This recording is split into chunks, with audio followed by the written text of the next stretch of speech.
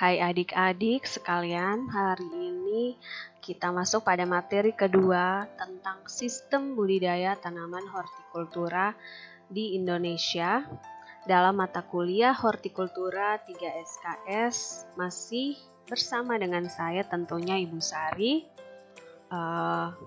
Baik adik-adik, minggu lalu kita sudah sama-sama mengetahui tentang apa itu hortikultura, apa-apa saja yang termasuk dalam hortikultura. Hari ini kita akan melihat bagaimana hortikultura, budidaya hortikultura yang ada di Indonesia itu seperti apa. Pertama-tama pendahuluan, menurut Deptan, Departemen Pertanian, tanaman yang terdiri atas tanaman sayuran, tanaman buah-buahan, tanaman hias, dan tanaman obat merupakan kelompok komoditas pertanian yang mempunyai arti dan kedudukan tersendiri dalam proses pembangunan pertanian nasional. Jadi dia punya kedudukan tersendiri, ini menurut Departemen Pertanian. Lalu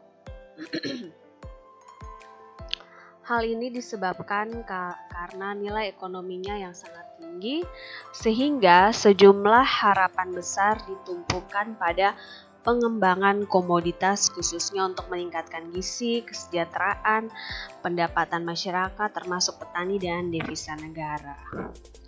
Kemudian fokus utama yang dipelajari dalam hortikultura adalah tentang teknik produksi, distribusi, dan proses penanganan pasca panen. Ini yang fokusnya kita akan pelajari dalam hortikultura ya, jadi tentang teknik produksi, distribusi, dan proses penanganan pasca panen.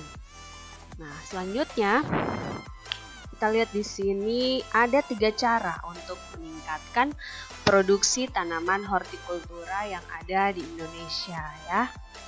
Nah, yang pertama adalah perluasan area atau ekstensifikasi. Kemudian yang kedua adalah peningkatan teknologi atau intensifikasi. Kemudian yang ketiga adalah pergantian komoditi atau diversifikasi.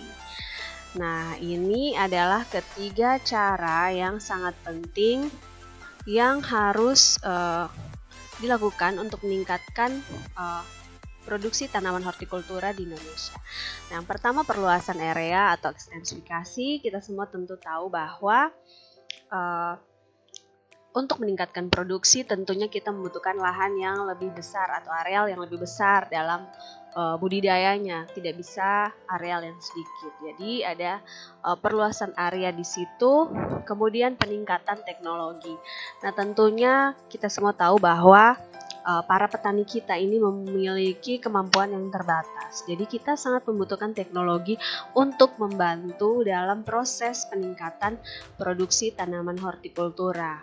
Jadi ada unsur teknologi yang harus ditingkatkan di sana.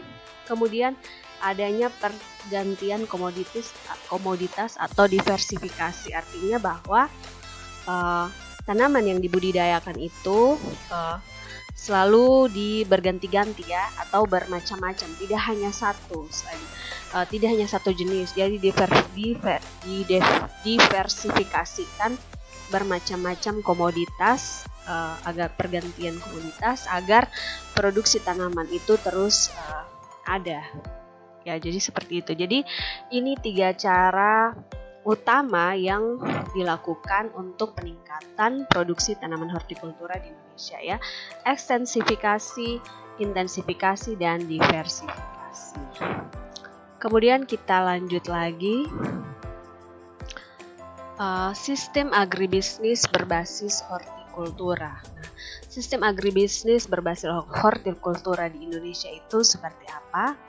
Nah, komponen agribisnis berbasis hortikultura terdiri dari 5 subsistem, yaitu sebagai berikut. Nah, kita lihat yang pertama adalah subsistem agribisnis hulu atau upstream agribisnis. Nah, subsistem agribisnis hulu ini adalah industri-industri yang menghasilkan barang-barang modal bagi pertanian hortikultura yang meliputi industri perbenihan, pembibitan, industri agrokimia atau pupuk dan pestisida, kemudian industri mesin dan peralatan pertanian serta industri pendukung lainnya. Jadi ini di bagian hulu ya, yaitu yang menghasilkan barang-barang modal.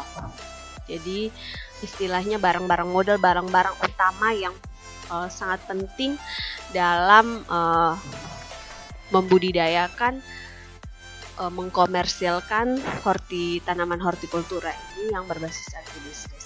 Kemudian yang kedua, kita lihat di sini ada subsistem usaha tani atau on-farm agribusiness. Nah, on-farm agribusiness ini adalah tanaman buah-buahan, sayuran, dan obatan yang kegiatan produksinya menggunakan barang-barang modal dan sumber daya alam untuk menghasilkan produk hortikultura primer. Jadi, kalau subsistem usaha tani ini dia menggunakan modal yang ada di subsistem agribisnis hulu ini untuk kegiatan untuk dilakukan untuk memproduksi buah-buahan, sayuran, dan obat-obatan tanaman hortikultura. Jadi itu pada subsistem usaha tani. Kemudian pada yang berikutnya adalah subsistem pengolahan atau downstream agribusiness. Nah, ini adalah industri yang mengolah komoditas hortikultura primer menjadi produk olahan, baik produk antara atau intermediate product maupun produk akhir atau finish product. Nah, termasuk di dalamnya industri makanan dan industri minuman buah-buahan yang berbasis komoditas hortikultura seperti sirup, dodol, nanas, buah-buahan, dan sebagainya. Kemudian industri biofarma dan industri agrowisata. Jadi kalau subsistem pengolahan ini, yakni dia mengolah komoditas yang hortikultura yang primer tadi menjadi produk olahan. Jadi yang ada di subsistem usaha tani ini, produk primer tadi diolah menjadi produk olahan ya. Jadi di sini kita lihat mulai dari modal yang ada di agribisnis hulu, penyiapan modal, barang-barang modal, kemudian subsistem usaha tani yaitu memproduksi bahan baku primer, produk-produk primer dengan bantuan dari subsistem agribisnis hulu melalui dari modal ini. Kemudian yang ketiga adalah mengolah hasil-hasil dari subsistem usaha tani ini menjadi produk olahan. Itu yang ketiga yang ada di Indonesia itu seperti itu ya. Kemudian kita lihat lagi yang keempat adalah subsistem pemasaran. Nah, subsistem pemasaran di sini yaitu kegiatan-kegiatan untuk memperlancar pemasaran komoditas hortikultura, baik segar maupun olahan di dalam dan di luar negeri. Yang termasuk di dalamnya adalah kegiatan distribusi untuk memperlancar arus komoditas dan sentra produksi. Kemudian konsumsi, pemasaran, pasar, serta intelijen pasar atau market intelligence. Jadi subsistem pemasaran ini adalah bagaimana mereka melakukan kegiatan-kegiatan memasarkan komoditas hortikultura tadi, baik yang sudah dalam bentuk olahan maupun yang masih primer, itu di pasar ya. Jadi ini adalah subsistem kedua, komponen agribisnis tadi. Kemudian subsistem yang keempat ya, maaf. Kemudian ini subsistem yang kelima, yang terakhir adalah subsistem jasa. Nah, ini juga tidak kalah pentingnya ya adik-adik. Mengapa demikian? Karena subsistem jasa ini adalah yang menyediakan jasa bagi subsistem agribisnis hulu, usaha tani, dan agribisnis hilir. Termasuk ke dalam subsistem ini adalah penelitian dan pengembangan, perkreditan asuransi, kemudian transportasi dan dukungan kebijaksanaan pemerintah atau mikroekonomi, tata ruang, dan makroekonomi. Jadi subsistem jasa ini dia menyediakan sarana dan prasarana bagi subsistem dari hulu sampai ke pemasaran ya. Jadi kelima subsistem ini saling berkaitan untuk memajukan produk-produk hortikultura, tanaman hortikultura atau budidaya hortikultura yang ada di Indonesia gitu ya. Jadi agribisnis yang berbasis hortikultura ini mulai dari agribisnis hulu, subsistem tani, pengolahan, pemasaran hingga jasa. Jadi ini adalah 5 sistem agribisnis yang berbasis hortikultura. Kemudian kita lanjut lagi, selanjutnya adalah persyaratan dalam pengembangan agribisnis hortikultura. Nah, kita semua tentu perlu tahu ya, dalam pengembangan agribisnis hortikultura itu ada syaratnya. Nah, yang pertama adalah penguasaan pasar dan harga jual produk. Jadi, penguasaan pasar dan harga jual produk ini adalah sangat penting juga agar dalam pengembangan agribisnis hortikultura itu bisa produk-produk yang dihasilkan dari hortikultura ini bisa masuk ke pasar dan harga jualnya harga jualnya dapat dijangkau oleh semua kalangan ya. Jadi ini adalah poin yang pertama. Kemudian yang kedua, ketersediaan lahan yang sesuai dengan prasarana usaha dan pengairan. Jadi ketersediaan lahan yang sesuai, prasarana usaha dan pengairan ini adalah 3 poin penting dalam proses pengembangan budidaya tanaman hortikultura ya, karena harus ada lahan, prasarana usaha dan pengairan sangat-sangat penting dalam menghasilkan produk primer tadi ya dalam agribisnis. Itu semua saling berkaitan. Kemudian yang ketiga, jiwa kewirausahaan dan penguasaan manajemen pelaku usaha. Jadi harus berjiwa entrepreneurship. Jadi dalam pengembangan agribisnis, petani-petani sekarang itu tidak boleh lagi kayak minggu lalu Ibu bilang petani subsisten, tidak boleh lagi hanya untuk konsumsi sendiri, tetapi juga harus berjiwa kewirausahaan. Artinya bahwa produk yang dihasilkan itu bisa dikomersilkan. Produk-produk hortikultura ini bisa dikomersilkan menjadi selain produk primer yang dihasilkan bisa langsung dijual, bisa juga dijadikan sebagai produk olahan yang bernilai ekonomis tinggi. Nah, itu yang ketiga ya, harus ada jiwa kewirausahaan yang tinggi pada petani atau pembudidaya tanaman hortikultura. Kemudian yang keempat adalah ketersediaan modal atau sumber pemodalan dengan bunga kredit yang rendah. Jadi tentunya semua ini yang paling penting juga adalah modal. Karena dengan adanya modal atau sumber dana tadi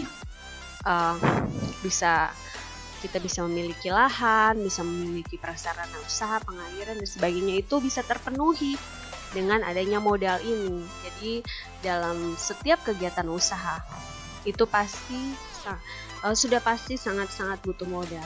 Ini bisa juga kalau di Indonesia ya sekarang kan juga ada untuk kredit untuk petani-petani kecil dengan bunga yang sangat rendah, itu juga ada disediakan oleh pemerintah juga. Banyak sekali ya cara untuk mendapatkan modal dengan bunga rendah atau bantuan dari pemerintah.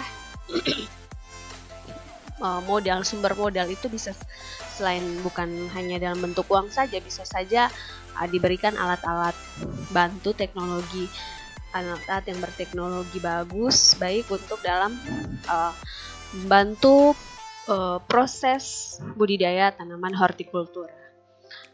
Jadi ini yang keempat. Kemudian yang kelima adalah penguasaan teknologi yang maju disertai ketersediaan sarana dan prasarana produksi. Nah, jadi tentu dalam membudidayakan tanaman hortikultura ini para petani juga atau pengusaha tanaman hortikultura tadi juga dituntut untuk menguasai teknologi yang berkembang sekarang itu seperti apa. Kemudian ketersediaan sarana dan prasarana produksi itu bagaimana. Jadi penguasaan teknologi di sini bisa saja mereka mungkin ya dengan adanya modal tadi mereka bisa membeli alat untuk mengolah produk hortikultura tadi menjadi produk yang bernilai lebih bernilai ekonomis, misalnya alat pemotong pemotong buah yang bagus atau alat pembuat keripik begitu. Ada banyak sekali ya dalam perkembangan pertanian sekarang, teknologi-teknologi maju dan canggih itu sudah ada dan tidak membuat petani itu menjadi sulit lagi dalam pengembangan tanaman hortikultura, dan juga ketersediaan sarana prasarana produksi tadi ya. Jadi dalam proses produksi ada banyak sarana yang dibutuhkan, misalnya alat sprinkle untuk menyiram bunga-bunga atau tanaman misalnya ya. Mereka ada petani pengusaha bunga misalnya, bunga-bunga untuk tanaman hias tadi untuk dijual, bunga-bunga segar itu tentu perawatannya juga sangat-sangat tinggi. Jadi sarana dan prasarana serta penguasaan teknologi yang maju ini sangat-sangat penting. Kemudian yang keenam, tenaga kerja yang disiplin, tekun, dan dapat diandalkan. Jadi ini adalah hal yang juga sangat penting ya. Kenapa demikian? Karena dalam proses pengembangan agribisnis hortikultura ini petani tentu tidak bisa bekerja sendiri, dia juga harus memiliki misalnya ya, bisa sendiri boleh, tapi mungkin itu dalam skala kecil ya. Tapi kalau misalnya usaha hortikultura, pengembangan tanaman hortikulturanya itu dalam skala yang besar, berarti dia harus memiliki tenaga kerja. Nah, tenaga kerja di sini harus yang disiplin, tekun, dan dapat diandalkan, karena tanaman hortikultura ini butuh perlakuan yang sangat telaten ya, supaya bisa menghasilkan tadi hasil produksinya tadi berkualitas dan bisa diolah lagi menjadi lebih bernilai ekonomis. Jadi tenaga kerja yang berjiwa disiplin, tekun, dan dapat diandalkan ini sangat-sangat penting dalam proses pengembangan agribisnis hortikultura. Kemudian yang ketujuh, keamanan usaha dan lingkungan. Jadi ini juga hal yang juga sangat mendukung ya, keamanan usaha dan lingkungan. Misalnya ada pengusaha tanaman hias misalnya, tempat tanaman hiasnya itu harus aman dari misalnya selain orang yang mau mencuri bunga misalnya, ada juga kan hewan-hewan liar yang bisa merusak dia punya budidaya tanaman itu. Jadi safety tempatnya itu misalnya dikasih pagar yang agak tinggi atau diberi seperti ada pelindungnya dan sebagainya, pokoknya benar-benar safety. Jadi dalam proses pengembangan tanaman hortikulturanya itu tidak terganggu. Nah, ini keamanan usaha dan lingkungan ini sangat penting untuk mendukung pengembangan agribisnis hortikultura. Dan yang terakhir adalah kelembagaan usaha. Jadi usahanya itu juga harus jelas, artinya bahwa bila mereka membuat dalam pengembangan agribisnis ini bila dalam skala yang agak besar, berarti harus jelas kelembagaannya, ada surat izinnya, ada dia punya pimpinan atau dia punya manajernya, kemudian ada yang menjadi tenaga kerjanya seperti apa. Jadi semua itu harus jelas, manajemennya harus jelas, kelembagaannya harus jelas, agar tidak tumpang tindih dalam proses pengembangan hortikultura ini menjadi bisnis yang menjanjikan untuk para petani atau para pembudidaya tanaman hortikultura. Jadi ini adalah 8 persyaratan dalam pengembangan tanaman hortikultura. Kemudian yang berikut kita masuk pada industri pengolahan. Nah, tentunya kalau dalam pengembangan tanaman hortikultura, kita juga pasti tahu ada yang namanya industri pengolahan. Jadi tidak hanya ada tanaman produksi primer saja, produksi yang langsung saja, tapi juga ada produk yang diolah ya. Nah, di sini mari kita lihat yang menjadi industri pengolahan di sini. Kita lihat pengolahan pasca panen hasil hortikultura ditujukan antara lain. Jadi hasil pengolahan pasca panen dari produk primer tadi, yang produk yang masih menjadi bahan baku tadi, ditujukan antara lain. Yang pertama adalah untuk mempertahankan, memperbaiki mutu hasil dan menekan kehilangan hasil untuk mendukung keberhasilan peningkatan produksi hortikultura. Jadi pengolahan pasca panen hasil hortikultura ini bertujuan untuk mempertahankan, memperbaiki mutu, meningkatkan kehilangan hasil dan menekan kehilangan hasil dan mendukung keberhasilan peningkatan produksi hortikultura. Jadi dengan adanya industri pengolahan ini ya, jadi sebagai contoh ya, Ibu kasih contoh. Misalnya pada saat musim nanas, buah nanas itu sangat-sangat melimpah. Dengan adanya industri pengolahan, selain bisa dijual langsung buah nanasnya, bisa juga kita olah buah nanas itu bisa menjadi berbagai produk. Misalnya bisa jadi keripik, sekarang ada keripik nanas, bisa juga menjadi selai nanas, bisa juga menjadi sirup nanas dan sebagainya. Banyak sekali produk olahan yang bisa dihasilkan dari produk hortikultura tersebut. Jadi dengan adanya produk olahan itu, yang pertama bisa menekan kehilangan hasil tadi dari petani. Jadi malah petani mendapatkan keuntungan yang lebih besar lagi dan juga bisa memperbaiki mutu. Kemudian yang kedua adalah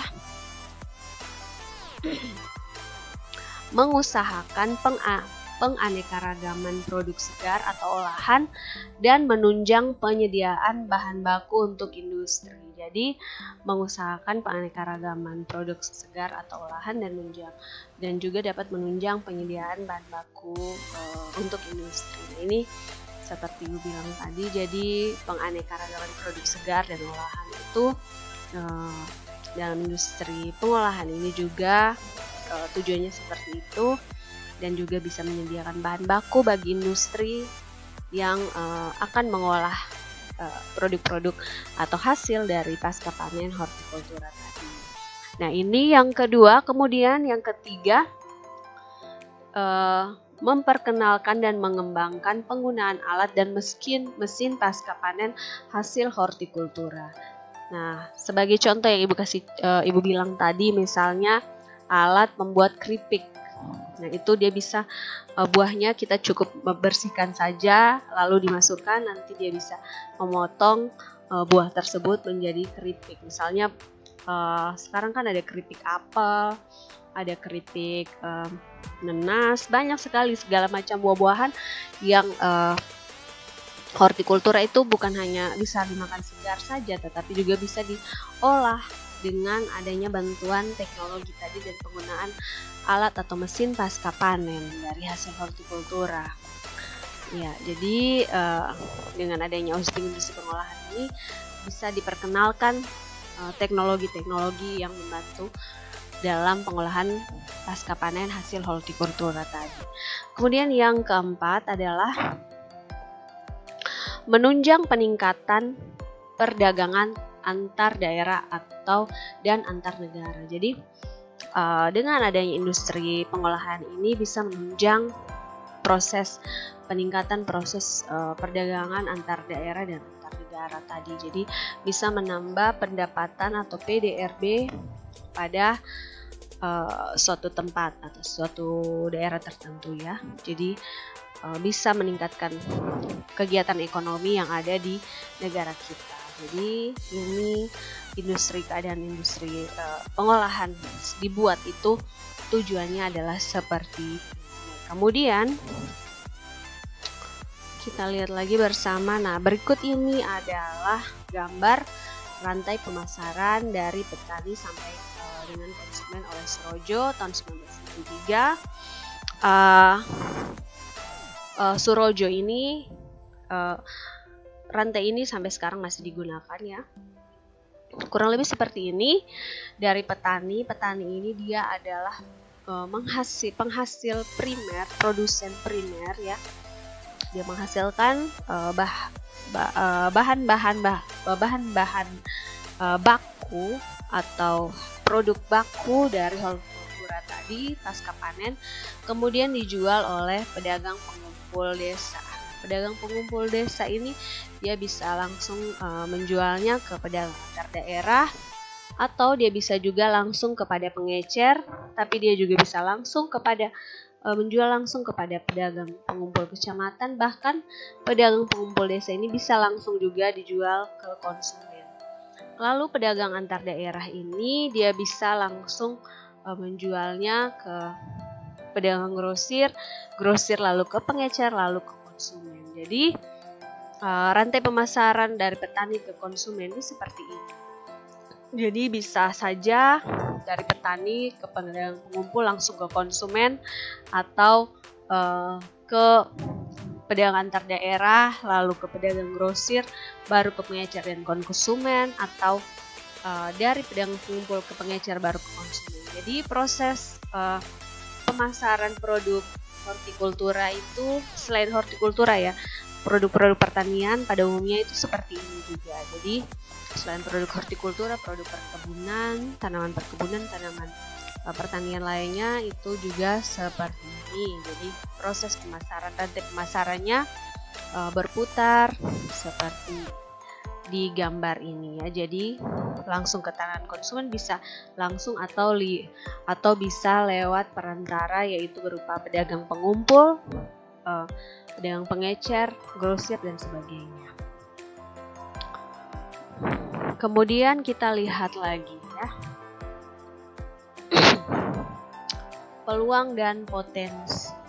Nah, di sini kita harus melihat juga peluang dan potensi yang ada dalam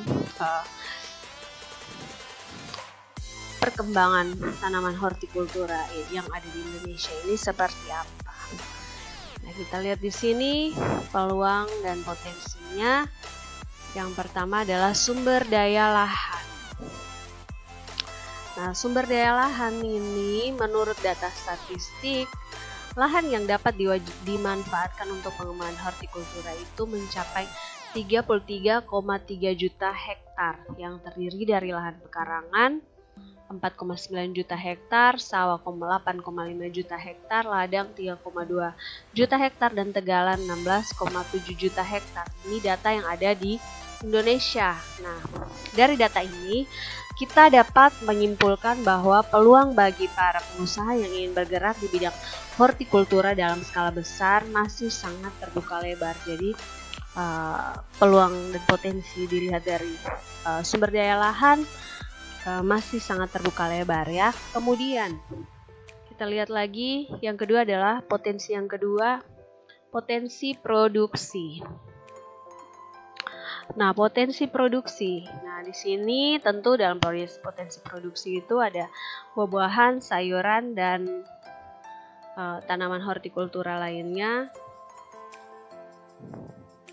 Nah, di sini untuk buah-buahan, produktivitas beberapa komoditas prioritas seperti jeruk, mangga, nanas, pisang, rambutan yang berfluktuasi dari tahun ke tahun. Hal ini disebabkan karena adanya luas panen, tanaman belum berproduksi optimal, serta serangan hama, penyakit, dan gangguan iklim. Jadi kalau potensi produksi untuk buah-buahan masih fluktuatif ya, naik turun, karena adanya beberapa kendala seperti serangan hama, penyakit, dan gangguan iklim. Kemudian kalau untuk sayuran, beberapa komoditas prioritas seperti bawang putih, bawang merah, dan kol menunjukkan peningkatan produktivitas yang cukup konsisten dari tahun ke tahun, sedangkan kentang dan cabai berfluktuatif dengan kecenderungan yang meningkat. Untuk meningkatkan produksi sayuran, baik untuk memenuhi kebutuhan dalam negeri maupun ekspor, program-program pengembangan produksi akan terus digalakkan baik dalam usaha intensifikasi maupun perluasan areal budidaya. Jadi kalau potensi produksi untuk sayuran juga masih sangat baik, hanya saja masih berfluktuatif juga ya. Kemudian kalau untuk tanaman hias, nah kalau untuk tanaman hias, produksi tanaman hias dari tahun ke tahun juga terus meningkat ya. Kita tentu tahu bahwa hal itu terjadi. Produksi dan produktivitas tanaman hias mempunyai potensi untuk ditingkatkan dengan syarat menggunakan pola penanganan yang intensif dan teknologi budidaya yang baik. Jadi dalam pengolahan untuk tanaman hias, sayuran dan buah-buahan, potensi produksinya masih sangat baik ya, sangat baik untuk bisa dikembangkan lagi dan menjadi peluang yang bisa ditangkap oleh pengusaha pengembangan tanaman hortikultura ini.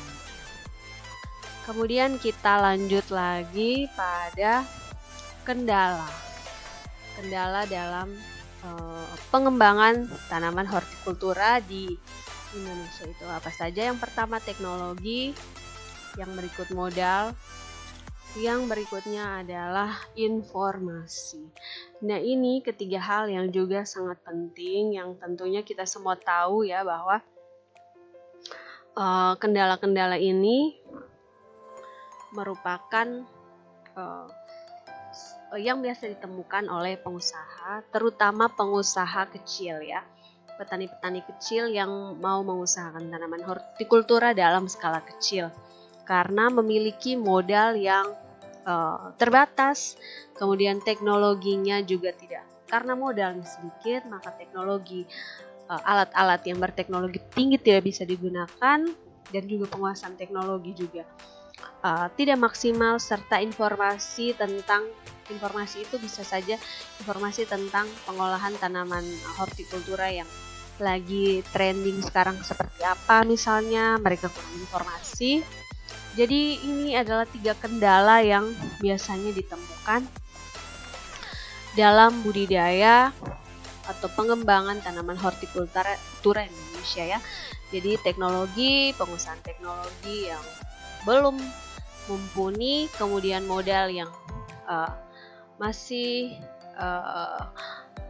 susah untuk diperoleh, kalaupun ada modalnya sangat kecil, dan untuk petani yang petani yang berjiwa entrepreneurship tetapi dalam skala yang kecil juga, tidak bisa besar, dan juga informasi yang kurang tentang perkembangan tanaman hortikultura yang sedang itu seperti apa ya. Jadi itu adalah 3 kendala utama dalam perkembangan tanaman hortikultura yang ada di Indonesia. Nah, dari ketiga kendala itu, maka pemerintah memiliki beberapa kebijakan.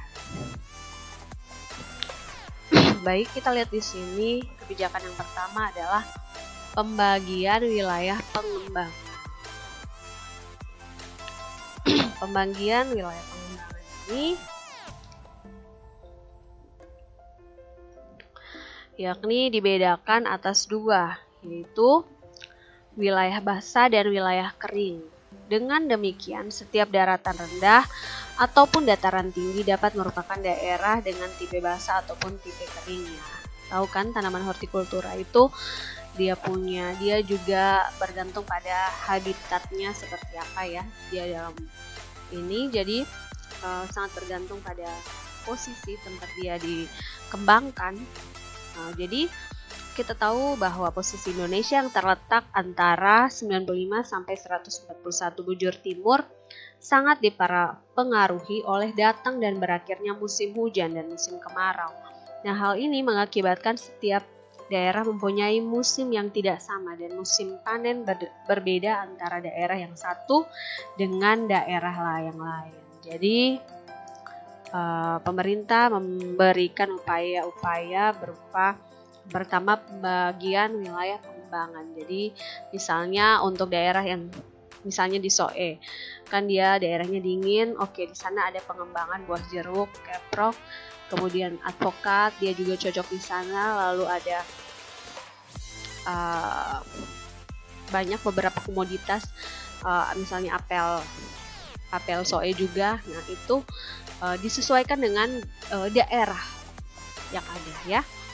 Kemudian kebijakan yang kedua yaitu tentang komoditas pengembangan. Komoditas pengembangan ini yang pertama dilakukan untuk mengurangi impor. Nah, tanaman buah-buahan yang dikembangkan untuk tujuan ini antara lain adalah apel, jeruk, dan anggur. Tanaman sayuran meliputi bawang merah, bawang putih, kentang, kol, dan cabai. Sedangkan tanaman hias terdiri dari anggrek, Chrysanthemum, gerbera, dan anyelir. Pada kenyataannya, impor hortikultura sulit dihindari dan seringkali terdapat kendala untuk menguranginya karena menyangkut kebiasaan konsumen yang selalu ingin merasakan buah yang jarang dinikmati setiap hari, misalnya kurma, kiwi, pir, anggur. Nah itu kan jenis-jenis buah-buahan yang sulit didapat atau dibudidayakan di Indonesia, tetapi bisa diperoleh dengan impor tadi. Jadi komoditas pengembangan yaitu dikembangkanlah buah-buahan yang dulunya hanya kita bisa dapatkan di luar negeri, sekarang kita bisa dapatkan juga di Indonesia ya. Kemudian yang berikut adalah prioritas pengembangan. Ketiga adalah prioritas pengembangan. Jadi pengembangan hortikultura mengacu pada program pembangunan Dinas Pertanian melalui dua program utama, yaitu program pengembangan agribisnis dan program peningkatan ketahanan pangan dan penekanan pada program pengembangan agribisnis hortikultura. Jadi prioritas pengembangan agribisnis hortikultura ini dilakukan di 161 kabupaten yang ada di Indonesia dan lokasi pengembangannya ada di 30 provinsi ya. Jadi ada begitu banyak daerah yang dijadikan sebagai tempat prioritas dalam pengembangan produk hortikultura tadi. Kemudian yang keempat adalah tata niaga atau pemasaran, yakni pemerintah mengambil kebijakan dalam tata niaga dan pemasaran, yaitu dengan pemerintah juga memfasilitasi ya, misalnya dalam pengembangan beberapa produk hortikultura, pemasarannya itu juga bisa melalui pemerintah juga dengan membantu petani-petani yang penghasil produk hortikultura yang jauh dari pasar bisa diberikan sarana dan prasarana untuk bisa menyalurkan produk yang dihasilkan oleh mereka tadi, diberi bantuan. Kemudian yang kelima adalah informasi harga. Nah, ini pada prinsipnya kegiatan informasi harga ini bertujuan untuk yang pertama adalah meningkatkan kekuatan tawar-menawar petani agar dapat meningkatkan pendapatannya, kemudian mengurangi fluktuasi harga dan mengurangi risiko pemasaran pada para pelaku pasar, dan yang ketiga meningkatkan perdagangan antar daerah. Jadi dengan adanya informasi harga, petani bisa melakukan tawar-menawar dan juga mengurangi fluktuatif risiko pemasaran dengan para pelaku pasar serta meningkatkan perdagangan daerah. Jadi informasi harga itu sangat penting ya. Jadi bisa diketahui harga yang ada di pasaran itu seperti apa dan kekuatan tawar-penawarnya itu bagaimana. Kemudian yang keenam adalah penelitian. Bidang-bidang penelitian hortikultura diarahkan pada yang pertama adalah perbaikan varietas ya. Jadi pemerintah melakukan perbaikan varietas melalui seleksi plasma nutfah, introduksi mutasi genetik, perwilayahan komoditas dan lain-lain. baik. Kemudian ada juga pengembangan teknologi budidaya melalui penyediaan bibit unggul yang bermutu dan teknik perbanyakan cepat dan efisien, kemudian penanganan pasca panen, dan juga sosial ekonomi berupa analisis finansial usaha tani, monitoring harga dan pendapatan petani dan pedagang. Jadi penelitian ini berhubungan dengan hal-hal tersebut. Jadi ini adalah keenam kebijakan pemerintah yang dalam usahanya untuk menekan kendala-kendala yang dihadapi dalam pengembangan produk-produk hortikultura yang ada di Indonesia. Jadi ini adalah usaha-usaha yang dilakukan oleh pemerintah. Jadi perkembangan budidaya hortikultura di Indonesia kurang lebih seperti itu ya adik-adik. Nah, ini adalah daftar pustaka yang Ibu gunakan dalam menyusun materi ini. Nanti akan ada tugas yang Ibu kirim di dalam chat grup kita. Kalian silahkan komen jawabannya di video ini. Kalian juga bisa mencari bahan bacaan lain ya, selain dari yang Ibu berikan. Yang penting masih berkaitan dengan hortikultura, tidak masalah ya. Ini bisa kalian dapatkan juga di materi-materi lain di internet atau jurnal-jurnal yang berkaitan dengan produk-produk hortikultura yang ada di Indonesia itu seperti apa. Jadi demikian untuk sistem budidaya, gambaran sistem budidaya tanaman hortikultura yang ada di Indonesia itu seperti yang Ibu gambarkan. Demikian untuk materi yang kedua hari ini. Minggu depan kita tinggal tunggu materi dari kelompok yang akan presentasi, kelompok 1. Demikian, selamat belajar. Wassalamualaikum warahmatullahi wabarakatuh.